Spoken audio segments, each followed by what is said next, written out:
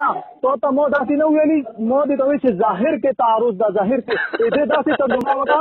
دې داسې ترجمه وکړه چې دا تعارض خپل چې ختم شي، خپل مان چې ختم شي. مطلب یې څه ته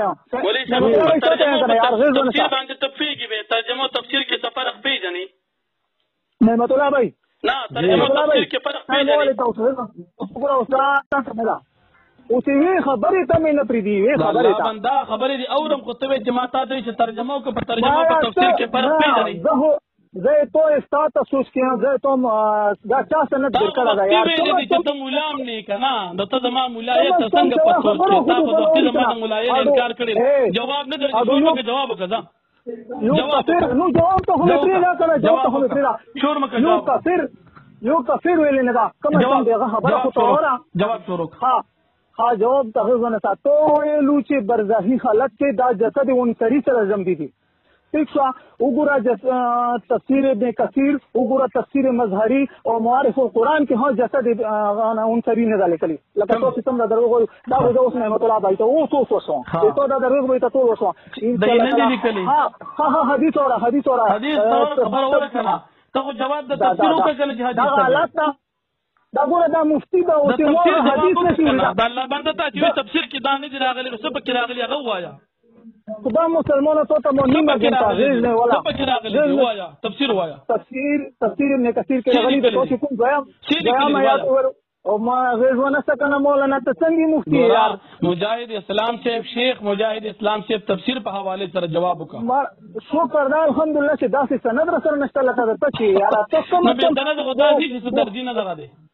و حکتا کنو نو دمره خو جواب وکړه تفسیر په حواله سره دا تفسیر په حواله سره تفسیر ابن کثیر میں توسولو هغه کې د تاسو کوم ځایات د دویم آیات توسولو ولا تحسبن الذين قتلوا ولا صحیح ده دغه عبد الله ابن مسعود رضی الله تعالی عنہ فرمایي چې موت دوا شاګردون روغلو د پښتنه رنه وکړه دا آیات کې الله تعالی فرمایي چې دغه هو دو تمنه مایه صحیح ده دا نه مطلب ہے جی مطلب ہے زه ونه څنګه یار صحیح ده مونږ ولا ها الله پاک دا هغه ټول عبد الله بن مسعود رضی الله تعالی عنہ چې موت خپل پاتنه څنګه ته ول چې نبی علیہ السلام خدمت کې حدیث نبی علیہ السلام ته راغلو تفسیر ابن کثیر بوزته ته شوانه مطلب ہے ها نبی علیہ السلام خدمت کې حدیث وي ته وی چې یا رسول الله دا ولا تحسبن الذين قتلوا في سبيل الله اموات معنا څه ده غلط مو یا امواتن دي ها امواتن معنا څه ده صحیح ده. اور نبی علیہ السلام ته ارشاد فرمایلو چې دینا د غزوه احد آغا او یا صحابه کرام رضی الله تعالی عنهم مراد دي چې کوم په غزوه احد کې شهید شوی او هغه عبارت اور ارواحهم فی اجواف طیر خضر صحیح ده. ٹھیک ہے نبی علیہ السلام ته ارشاد فرمایلو چې ارواحهم فی اجواف طیر خضر روحونه د غوص او شنو مرغۍ او پوچجرو کې دي. سمو ته دا وایي چې د مرغۍ جسد انصری ده نه جسد انصری بل یو نه خبر لګا مفتی ته مو ته تیم راکنه مجاہد اسلام خبر لګا وضاحت سره کنه مولا سے ګور نه روایت ته مناظرې کې غلطه او تموز مناظره قرار کړ کوئی چې مفتی ندیم مجاهد او موږ به تغلی لګ وضاحت وکړه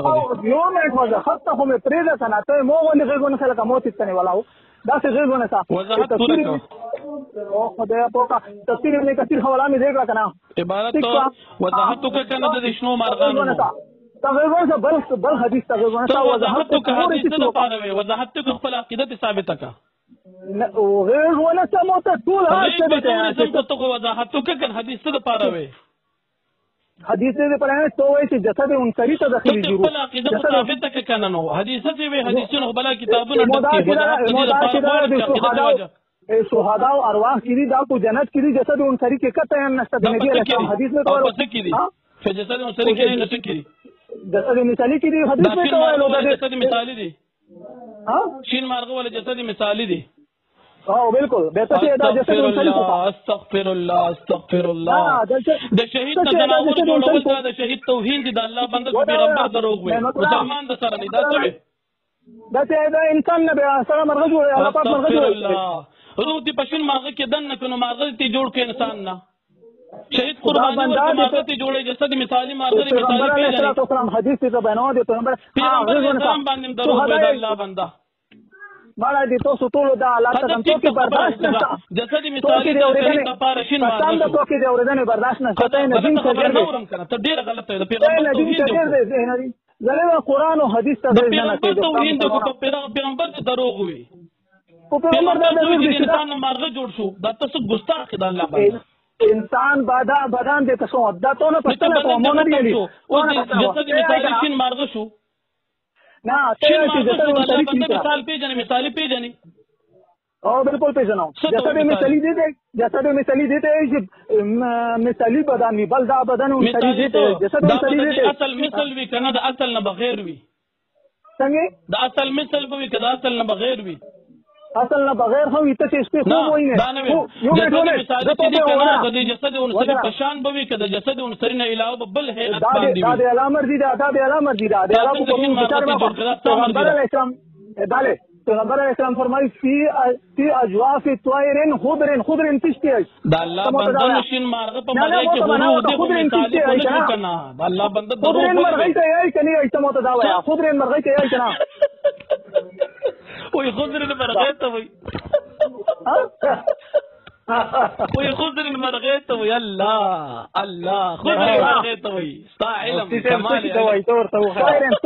غلط طائر مرغی ته نه مطلب وای خضر مرغی ته غلطی کله خیر ده نه دا غیر نه نسی کنه ما دا غیر نه نسی یار غیر غلط وی مطلب مو سره سند نشته څومره طریقې سره مې د خبره اورې دا غیر نو د خدا مسلمان یو تور کافر ویل نه کم از کم غیر خو نه ها زبر خبره کوم مطلب او مجاهد بھائی هغه چې کله لطیفه پکې روشي به بخون دي کنه نه هغه دې خون دي کنه خود مرغه لطیفونه بغیر خون دي کنه دا لطیفونه بغیر خون دي نه مطلب پیغمبر علیه السلام فرمایي کنه چې مو زړه غوړي چې موږ غوړي چې زه د الله په لارې کې قتل کړی شم او بیا ماشاءالله بیا زمدا کړی شم ثم اقتل ثم احیا ثم احیا بالکل ها نو لکه څنګه مولانا سے وایي تیر پوښ دی الله په لارې کې چې کوم کاس قتل شي شهید شي هغه زمدا وي صحیح ده قرآن یې کنه چې بل احیا زمدا وي نو چې څوک د الله په لارې کې قتل شي هغه زمدا شو نو د پیغمبر اسلام چې بیا فرمایي چې ثم احیا دا ثم احیا دا څه مطلب د دې مطلب څه شو چې د پیغمبر اسلام په خبر کې باندې نه دي په توان دا ځیام حدیث اپل حدیث نیمه چې هغه د زمات تصریح وکړي چې زه په پیښم چې تاسو مطلب دي ټول تشریح دي تاسو خالي د تشریح تاسو چې ثم احیا ثم اقتل څه مطلب دا غلط ده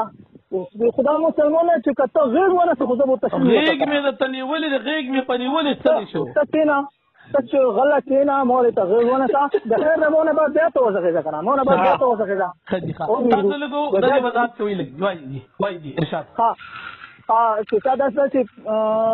مړه لکه ډېر زیات دې ستاسو کنه مولانا ډېر زیات دې ورته کې مخې تاسو غیر نه کنه مناظرہ ها داسې طریقې سره پوچار دا چې لکه دغه وته کې نشي ورته کې نشي او څومره ټیم نه لګیا یو مو ته غیر نه وای دی وای تاسو وای ها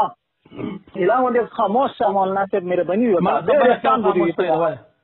ها نو پیغمبر علیه السلام فرمایي چې زه د الله په لارې کې قتل کړی شم بیا زمدا کړی شم بیا قتل کړی شم بیا زمدا کړی شم دا د قتل معنا دا ده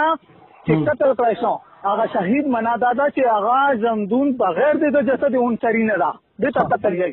او ثم احیا معنا دا ده نه ثم اقتل معنا دي تاسو بیا وایي څنګه دا ثم اقتل معنا تر لیک تاسو بیا وایي ثم اقتل قتل کړی شم شهید کړی شم ٹھیک شو د الله په لارې کې شهید کړی شم دې معنا دا کوم هغه ته اشاره ده زمدنه ته هغه زمدون ده چې بغیر د غنه ده بدن نه ده چې روح ولا زمدون ده لکه مو دې ته پیله حدیث کو چې نبی صلی الله علیه وسلم ما هو ته ټیم ملوي کنه مفتی صاحب نه تاسو نه له وضاحت غواړم کنه ثم اقتل معنا خو چې قتل کړی شم نو تاسو معنا د ژوندون څنګه کوي وضاحت کله غواړئ ته دغه دای تاسو میشن دای تاسو منشور دا په کومه طریقې کار د الحمدلله مناظرې په لګا وضاحت خو نه غواړم کنه دا خو د مخکې نه پدې او زمو ان شاء الله تعالی دا موږ ملګری شو کوم دا نه مطلب دا زه اوس تفسیرونه اړم د الله په فضل سره د الله په فضل چې تاسو ټول تفسیرونه ته مغه تګید عقیده به پکې وته نه کوي ان شاء الله بس بالکل میں فاصلہ چې تو کوم دروغ ویلو ته چې جسد انصری مودی د پیغمبر اسلام حدیث کې کو چې ارواحهم فی اجواف طیر خضر ٹھیک دې خبره کې زغلا سودا وګورم مو سره برابر لګیای مو سره برابر لګیای سارا دې ته بریک ته نه لګي تو سره وڅوک تشي مناظره وکیارا ته هو مزه د مفتی حضرت علی ولا خبره دي چې وکړه بالکل دغه د تمو د نعمت الله بایته مو دغه یلی چې مفتی حضرت علی ته مخ ته کینوا دا د سوالونه وکی خلی دا د مخ ته کینې مفتی حضرت علی ته خجی ها او ته دې موږ خبره کې حضرت علی پرېږ دا اوس خپل خبر روانه ته مو ته نه کینې ته مو ته نه کینې ته مفتی حضرت علی ته وای چې تاسو خپل خبره پوره کړئ چې ټیم ځای کې چې بیا جواب درکم وو څنګه پورا کوتره سره براز لګیای کا غیر خونه تیار نعمت الله صاحب د ملګری سره نور خبرې ختم شي اوس د دوه حدیثونو جواب ور چې د دې حدیثونو مطلب څنګه غلط بیان ختم شي ته دې څو حدیثونه الرحمن الرحیم نبی کریم صلی الله علیه وسلم یو حدیث مبارک د مجاہد اسلام سے پیش کو مجاہد اسلام سے وہ تاسو لګ ما توس وخت کې دوه حدیثونه دی چې حدیث باندې پیغمبر د څومره دروغ وي تو پیغمبر علیہ السلام سارا پیژنې نه مانا ته پیژندا کوم څه استغفر الله استغفر الله استغفر الله نعمت الله جی جی جی جی جی طریق بالکل یاره داسې غوسه دی وي ته پیغمبر علیه السلام پیژنم نه دا څنګه مفتی صاحب بالکل مجاهد وایي لږه خبره وکړي مفتی صاحب هغه خو خبره کمپلیټ کړې نه ده که ما ورته وایي چې ووایه خو سړی هسې لګیا دی حضرت علي سره به کښېني هغه یو سره دا سره مقصدي خبره جواب ته خو ته دومره یا که نه یا چې هغه ته دومره نعمت الله دومره وړکي دي کسان د سبا کې ته پوه شئ مو سره د وړکي مفتي سبا کې ته خبر لګور دی بیا خبره نه نه مړ ته یو خبره دانه باد نه وره تاسې په ګول لګیای مجاہد اسلام درخواست چې دا غلطه تو درخواست چې مو خبره دی پورا و مفتی صاحب دته 2 منټه ټیم دی 2 منټه کې خبره وکړي خیر زه ټیک ته بس ها تو به دا حدیث ورېدلی نعمت الله بھائی دته نه خیر ده تو ته تو به دا حدیث ورېدلی چې کله شهدا کرام په جنت کې سو وترې دو بغونو کې الله پاک ته ارشاد وکړم لاندې الله پاک ته ارشاد وکړم وی واره دي چې مو نه وګړی څه وړي شهدا وي ته چې یا الله هر شخص دي څه وورو کنه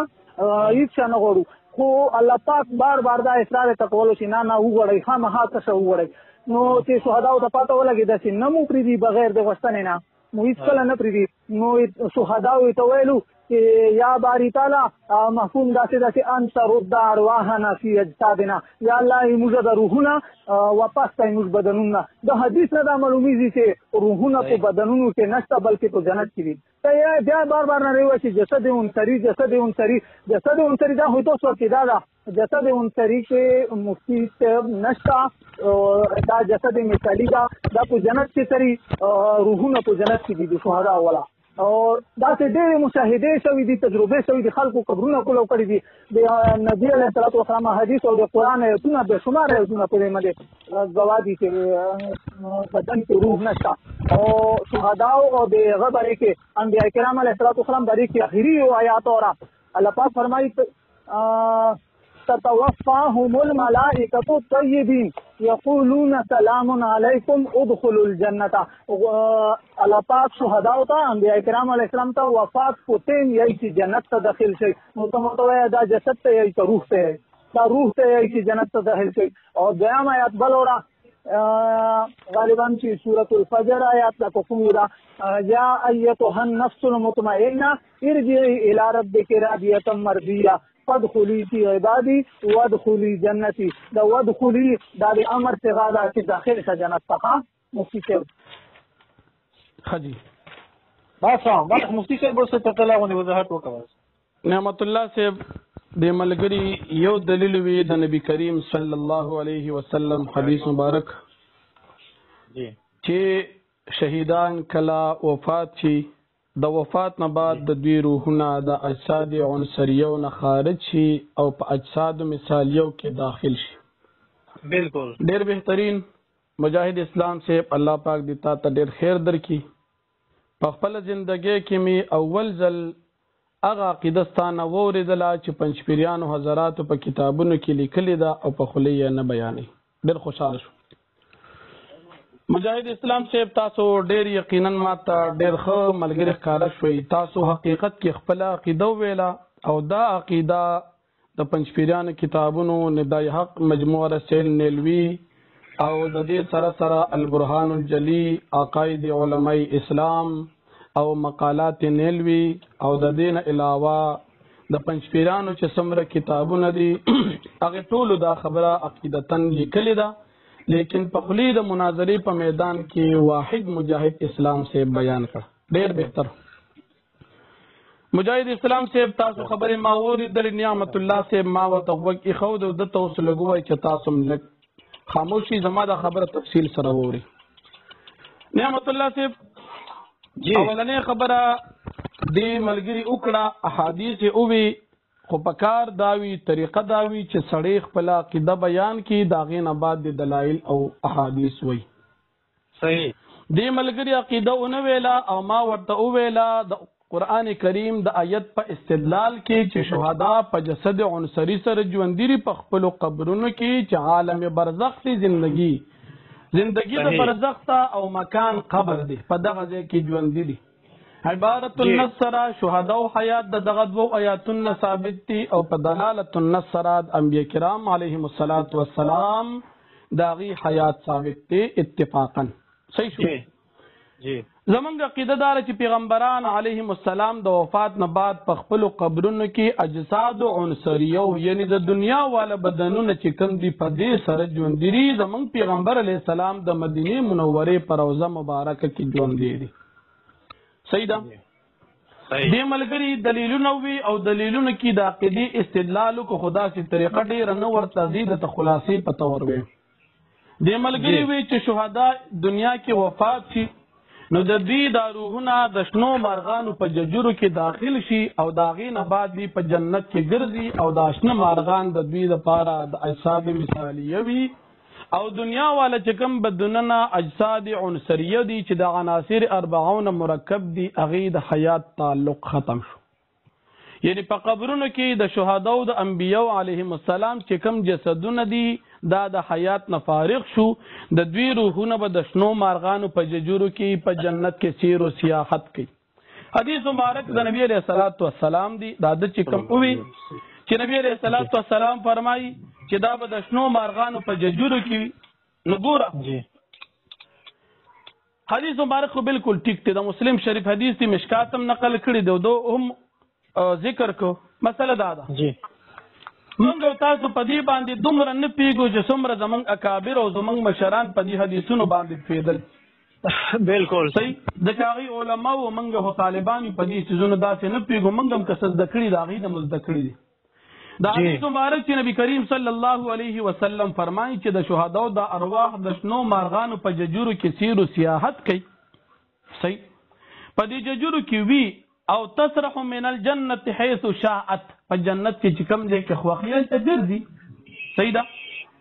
نو ګوره د دې حدیث نه دا معلومول چې دا شین مارغه ولا جسد مثالی دي او د دوی د جسد عنصري د حیات نه په ثابت کې دا د پیغمبر په وینا کې نشتا او دا په پیغمبر باندې الزام او تهمت دي. یو صحیح. اوس دا شین مارغه دی ججوره کې چې دا روح وي په جنت کې ګرځي نو دا څه د پاري؟ حکیم الامت اشرف علی تانوی رحمت الله علیه فرمایي چې دا شین مارغه د دې شهید درو د پاره بمنزل تیاره دي.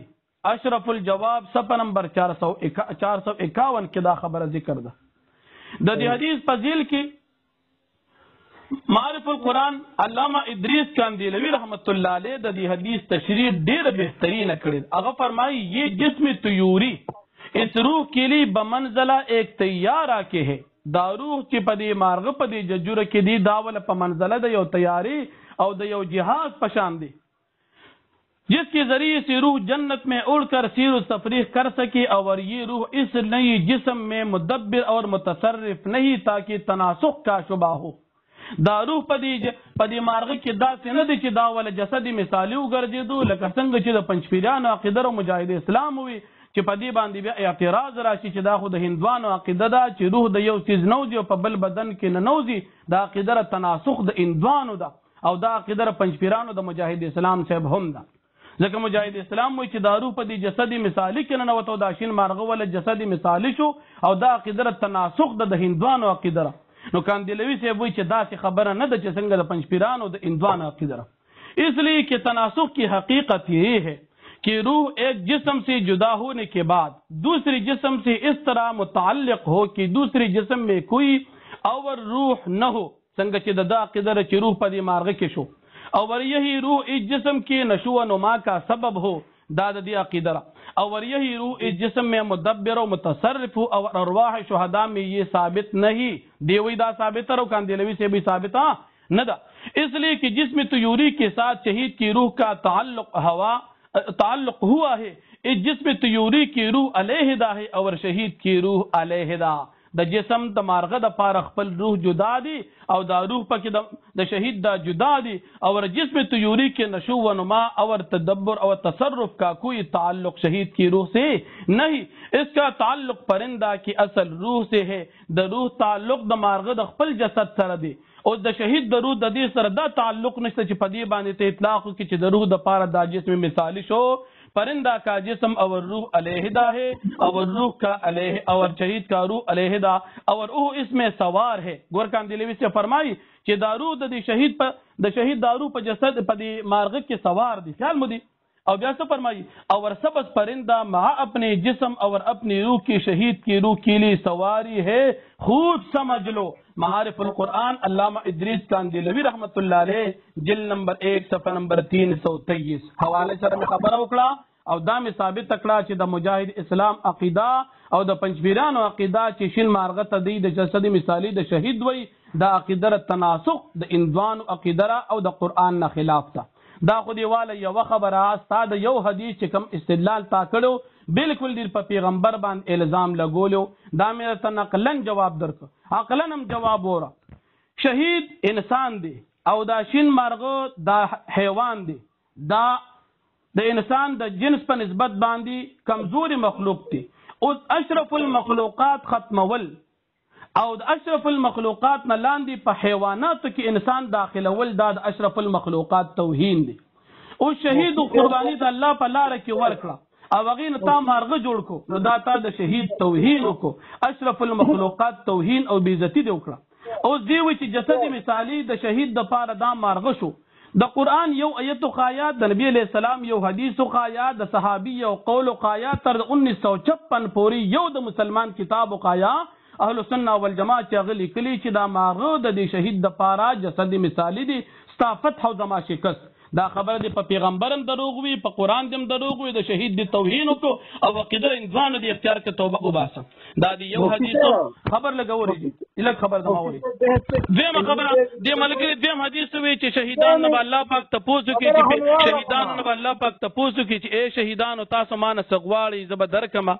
دیوی او بیا الفاظ حدیث مبارک داسې وي، اصل الفاظ داری قالوا یا رب نريد ان ترد ارواحنا في اجسادنا حتى نقتل في سبيلك مره اخرى، حدیث مبارک داسې دي شهیدان سری هغه بسوي یا رب اے رب زما نريد منګ غواړو ان ترد ارواحنا چې زمنګ روحونه واپس کا فی اجسادنا زمنګ په دې بدنونو کې حتی نقتل فی سبیلک مره اخرى تر دې پورې چې منګ ستا په لار کې دوباره بیا جهاد کو شهیدان شو، صحیح ده حدیث هم داسې دی، دا دم وی امام دته وي، اوس د حدیث مطلب دی دا بیان چې شهیدان جسد عنصری سره ژوندین نه دي ځکه هغه تمنا کوي چې زمنګ د ارواح اجساد عنصریه کې داخل کا، دوه خبرې ذهن کې یاد وساته،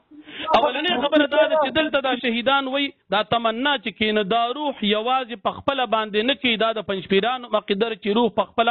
په یوازې خبرې نه کوي، د پنچپیرانو عقیده چې روح جسد مثالی سره خبرې کوي او زمونږ عقیده چې روح د جسد عنصری سره خبره کوي، اوس به وګورو چې د چا عقیده ټیک ده، ګوره د شهیدان اجساد عنصریو سره خبرې کوي، خو دلته دی مطالبه کوي د زندګۍ تکلیفي چې د دنیا د مشقتونو زندګۍ د چې منګه جهاد وکړو، نو ګوره دی د تکلیفي زندګۍ مطالبه کوي چې الله موږ دنیا ته ولګه چې جهاد وکړو، نو دی دا نه وایي چې موږ ته دلته جون حاصل نه دی او موږ ته جون راکا، نه دا نه وایي بلکې موږ څه کوو حتی نقتل فی سبیلک موږ جهاد کوو ستا په لاره کې، او جهاد چې کی دا په جسد عنصری سره کوي، نو د چې دا تشریح کوم بیان کوي چې پیغمبر السلام په حدیث کې راځي چې روح د جسد مثالی سره او جسد عنصری سے تعلق نشتا، دیم په پیغمبر علیہ السلام باندې دروغ وي ځکه چې وعلیکم السلام نو خبره دې ځای کې روانه وه، د موبایل کټ شو، خبره دې ځای کې روانه وه چې د پنچپیریانو د دغې عقیدې چې پنچپیریان په دې قبرونو کې د دې اجساد عنصریو دپاره عذاب او ثواب نه مني. انبیا کرام علیهم السلام دپاره د شهداو دپاره په خپلو قبرونو کې زندګي نه مني. د دوی په نسبت باندې صرف روحونه ژوندي دي او روحونه ته نور جسدونه ملاویږي، څنګه چې مجاهد اسلام چې په دې اولو خبرو کې ووي او دلایل په هغې باندې پیش کړل. د دې عقیدې لرونکو باندې د پاکستان د شلو مدرسو تفصیلا فتوا راغلې ده چې د کم سړي دا عقیده وي چې په دې قبر کې دا کم انسانان دي اجساد عنصریه دنیوي بدنونه چې د دوی دپاره څوک د جن قایل ني، انبیا کرام علیهم السلام، شهدا او عام انسانان، نو دا سړی د اهلسنه والجماعه نه خارج دي، اعتقادي بدعتي او ګمراه دي. داسې سړي پسې مونځ کول مکروه تحریمي او د هغې باره کې تفصیلي فتوا راغلې ده کتابي شکل کې. حضرت مولانا نور محمد تلشی رحمت الله علیه هغه استفتاء لیږلی پاکستان مدرسو ته او هغه تفصیلي جواب راغلی دی، د هغې نوم د عذاب قبر کې صحیح صورت کې منکر کا شرعي حکم. نو په دې بنا باندې د پنچپیریانو پسې مونځ کول مکروه تحریمي دي، دا ګمراه دي، اعتقادي بدعتیان دي. اوس دې ملګري په شورو کې خپل عقیده واضحه کړه چې موږ د روح د جسدي مثالي سره قایل یو، حالانکه پنچپیریان د جسدي مثالي د سر په تعریف نه پوهېږي. تر اوسه پورې پنچپیریانو کې داسې ملا نه دی پیدا شي چې هغه د خپلې عقیدې د اثبات دپاره د قرآن یو آیت یا حدیث پیش کړي او نه پیش کولی شي. د دې عقیده د 1956 نه بعد ایجاد شوې ده، مخکې د دې بنیاد نشته. او بل د دې کار اکثر دا وي چې دوی دجل کوي، خبره پټوي، حقیقت نه بیانوي. که دوی ته وایي چې قبر کې عذاب ثواب نه مني، ولې نه موږ منو؟ خو چې بیا تپوس وکړي چې جسد عنصري دپاره دوی بیا وایي نه، اصل کې د دوی په نسبت باندې قبر چې دی هغه علیین او سجین ته وایي. د جسد عنصري چې کوم مقر او مدفن دی دې ته قبر دی نه وایي. دوی ته چې وایي پیغمبر علیه السلام حیات تاسو نه منئ، ولې نه وایي موږ یې منو. که وتې ته مدینې منورې په روضه کې حیات نه منئ که نه منئ، دوی بیا وایي چې نه په دې ځای کې خو نشته، خو علیین کې دی. په دې اصل کې د نبي علیه الصلاة والسلام په باره کې، د شهدو په باره کې، د عام انسانانو په باره کې خلکو له دوکه ورکوي. خو دې مجاهد اسلام صاحب د لږ غونتې ګزاره وکړه، خپله عقیدې واضحه کړه چې په تاریخ کې پنچپیریان داسې خبرې چېرته نه کړې. نو یقینا نعمت الله صاحب تاسو په دې خبره باندې نتیجې ته ورسېدي چې پنچپیریان چېرته هم بحث نشي کولی او چېرته خپله عقیده نشي ثابتولی، او چې کله ګیر شي نو بیا منډه زنده آباد وایي. او دا خبرې ډېرې ورځي چې تاله ترجمه نه درځي، تاله تفسیر نه درځي، خو چې کله ګیر شي نو بیا منډه زنده آباد کي ورته پته ولګي چې دا خو ترجمه نورو خلکو له هم ورځي. نو نعمت الله صاحب تاسو په دې خبره زما پېښ وئ، ترجمه مې ورته وکړه او حدیث تفسیر مې ورته وکړه، چې کومه دوکې کړې وه هغه مې ورته بیان کړه. او چې بالکل بیا چې ته پته ولګېده چې ترجمه یې مضبوطه ده، بس به وګورې چې کار کړو منډې کړو بل چې د عقیدې رد مې وله وکړو چې عقیده مې وله ښکاره کړه، څنګه یې منډه کړې. زما اوس مجلس چې دی دا چې درته په فیسبوک ورنه کې ځکه چې زما د کلي دی که نه ما خو په کیسو در ویلو چې وتښتېدو په دې ما نه خفه دي، خو مناظرې کې به یې سره ګورو. نه مناظره چېرته کې خو دغه تا ته وایي چې مناظره نه کوي، په موبایل خبرې کوو، خیال دی که نه. د کس سره ما په دیوه ډېر ټیم نه که نه بیا ده کلي کې چیلنجونه کړي وو چې ما ورسره روغ وشوه، ما د غیب چیلنج قبول کړو، ما ورته ویل زه به تا ته دی نه غواړم. زه بس ټیک ته نور ته ښې که نه. الحمدلله مفتی صاحب ملاقات به درسره کوه، خو تفصیل به ولګه مناظرو کې به وعلیکم السلام مفتی صاحب، بس اوس خبرې کوه. ښه جي ښه. مولوي صاحب محترم تاسو دا خبره وکړه که نه چې دا زه دا کارک نه خبرې کوم، د زه دا خبره پکې تاسو لږ وکړئ. ضلع کرک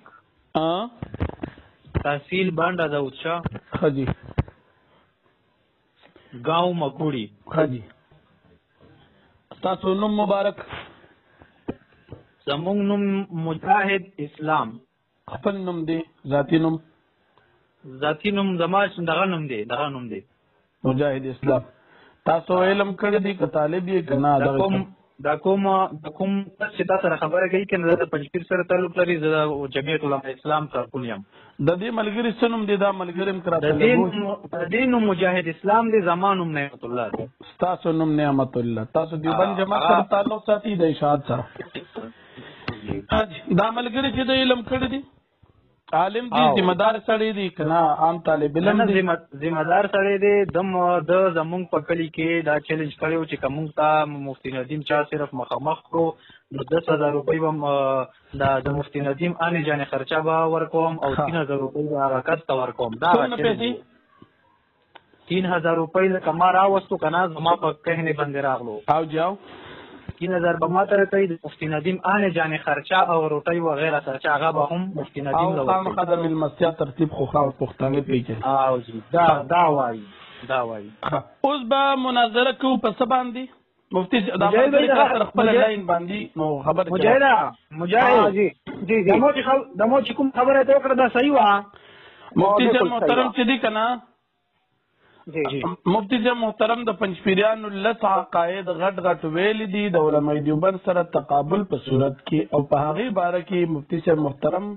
د کتابونو حواله ورکړی دا چې د دې عقایدو په بنا پنچپیریانو پسې منځ کول مکروه تحریمی دي او دا د اهل سنت والجماعت نجات والجماعت نه خارج گمراه دي. هغه عقایدو کې مسله د عذاب او ثواب د قبر ده، مسله د حیات الانبیاء ده، مسله د سماع النبی ده، مسله د سماع موتا ده، مسله د استشفاء ده، مسله د توسل بذوات الفاضله ده، مسله د تبرک بآثار الصالحین ده، مسله د مفهوم د قبر ده، مسله د حیات الشهداء ده او مسله د تحریف فی القرآن ده. دغه تقریبا لس مسائل مفتی صاحب محترم ویل دي، کمی بیخی دی پکې الله معاف کی، کمی زیاتې پکې ویل خو تقریبا داسې اکثر. اوس په دغه مسایلو په بنا باندې مفتی صاحب محترم ذکر کړی دی چې په دې بنا پنچپیریانو پسې منځ کول مکروه تحریمي دي او دا گمراه دي، امام جوړول جایز نه دي. په دغه عقایدو باندې خبره کړې. اوس ته په دغه عقایدو کې په کوم عقیده باندې بحث کول غواړي؟ دا حکم چې کوم تاسو ته مفتی صاحب محترم یاد کړی دی چې دوی پسې منځ نه کي، دا به تا ته په دعوا کې راځي. مجاهد کوم ټاپک باندې سره مناظره کوي؟ ودر اغیز ونسا مولانا سے بوال خبر خدا سیدھا چھ دا تو چکم مسائل یاد کرو کا دو کې تقریبا په ډیرو مسایلو باندې مناظرې شوې دي. استاد داوود نے دو مفتی وحدان ته مولانا وحدان ته مفتی ندیم سے ولا مناظرات تر شوې ده. هغه کې ګورو تر کومه دلایل شتاخو پتو سوچ کړی فتاوا دارالعلوم دیوبند نه مفتی وحدان ته حواله ورکړی و د سمول متامن چې کومه مناظره شوې. ته پر دې خبرې پرېږده، خپل خبر راځه. نه او ته هغه ریکارډ چې دی کنه، هغه ریکارډ چې دنیا ته معلوم دي چې مفتی صاحب څه ویلي دي او واحد الله وحدان صاحب څه ویلي دي. هغه دنیا کتلې دي، دلایل کتلې دي، جوابات تاسو خپل خبره دی باره کې راتو کې دا به بهتره. خپل خبره ته مولانا صاحب بنیادی خبره تر څو بنیادی خبره ته لکه تو ویلو کنه علماء دیوبند او د ارشاد هغه کې حواله مولانا وحدان صاحب د علماء دیوبند درکړي دي. موږ ان شاء الله چې کومه مطلب نه وو هغه کې به حواله د قرآن او د سنت او د علماء دیوبند پتاونه به ان شاء الله تعالی موږ راځه ما مطلب دا تو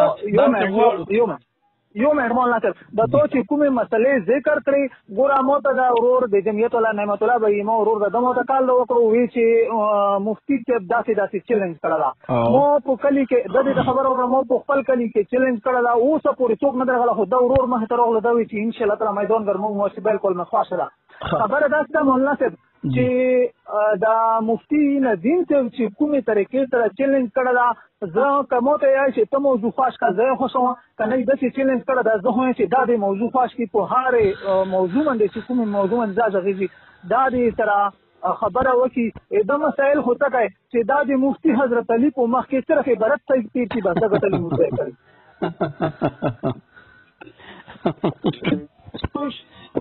صحیح مولانا صاحب مجھے مجاہد اسلام سے